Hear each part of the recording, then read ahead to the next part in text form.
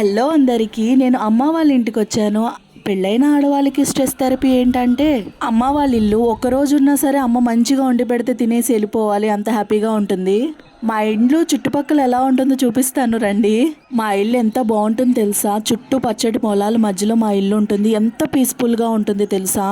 మా ఇల్లు left side అంతా కూడా పొలాలు ఉంటాయి. మా ఇంటికి ఎదురుగుండా 2 తాటి చెట్లు ఉంటాయి. ఈ వేసవకాలంలో మేము ముంజలు తీసుకుంటాము. అలాగే వర్షాకాలంలో తాటికాయలతోటి గారెలు కూడా వేసుకుంటాము. అలాగే మా ఇంటి పైన వేప చెట్టు ఉంటుంది. బంగారు తల్లి, మాకెంత వయసు ఉంటుందో ఆ వేప చెట్టుకు కూడా అంతే వయసు ఉంటుంది.